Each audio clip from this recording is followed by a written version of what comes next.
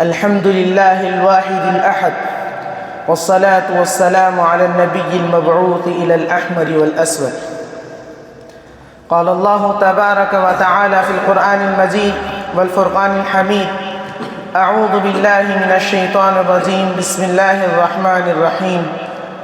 قل هو الله أحد الله الصمد لم يلد ولم يولد ولم يكن له كفوا أحد. رئيس الحفل المبجل وأساتذة الإكرام وزملاء الأحبة، أريد أن أخطب أمامكم خطبة حول الموضوع أهمية التوحيد في حياة الإنسان.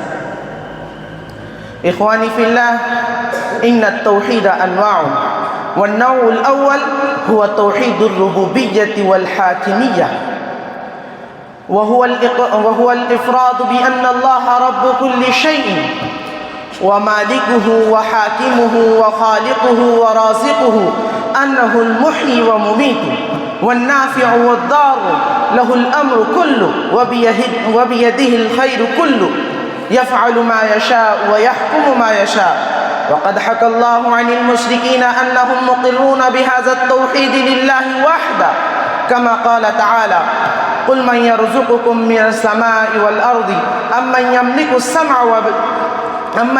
السمع والأبصار ومن يخرج الحي من الميت ويخرج الميت من الحي ومن يدبر الأمر فسيقولون الله فقل أفلا تتقون. أيها الحاضرون، والنوع الثاني فهو توحيد الأسماء والصفات، وهو الإقرار بأن الله بكل شيء عليم وعلى كل شيء قدير، فإنه الحي القيوم لا تأخذه سنة ولا نوم، له المشيئة النافذة والحكمة البالغة، وإنه سميع بصير،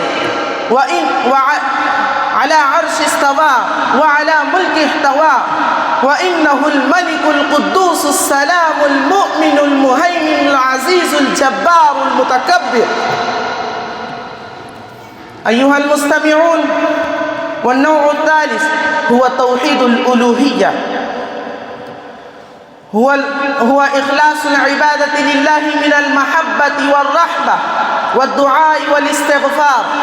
وهذا التوحيد هو الذي تضمنه قوله تعالى: إياك نعبد وإياك نستعين، وقوله تعالى: فاعبده وتوكل عليه وما ربك بغافل عما تعملون، وقوله تعالى: رب السماوات والأرض وما بينهما فاصطبر لعبادته هل تعلم له سميا. فهذا التوحيد هو أول الدين وآخره وباطنه وظاهره، هو أول الدين وهو أول دعوة الأنبياء والرسل وآخرها. وهذا معنى لا إله إلا الله، لا إله إلا الله، فإن الله هو المعبود بالمحبة والخشية والإجلال والتعظيم. ولأجل هذا التوحيد خلقت الخليقة وأرسلت الرسل وأنزلت الكتب، وبها افترق الناس إلى مؤمنين وكافرين، سعداء أهل الجنة وأشقياء أهل النار. وقال تعالى: يا أيها الناس اعبدوا ربكم الذي خلقكم والذين من قبلكم لعلكم تتقون. وقال تعالى: وما خلقت الجن والإنس إلا ليعبدون. فدل على أن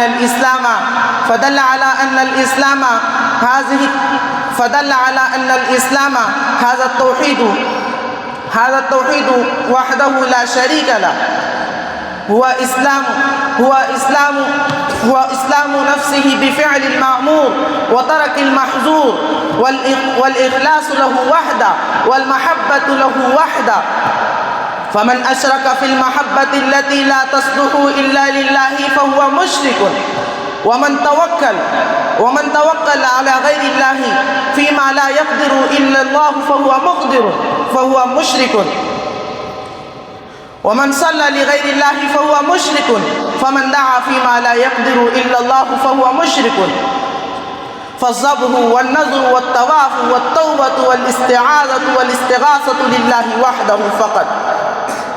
فالذين لا يدعون مع الله إلها آخر ولا يعبدون ولا يقدسون ولا يسجدون ولا يبتهلون لغير الله أحدا فإنما يخلصون في الله أحدا، فهم أهل التوحيد حقا وهم على المنهج القطع. اللهم اجعل لنا من أهل الحق والهدى. أكتفي بهذه الكلمات وآخر دعوانا الحمد لله رب العالمين.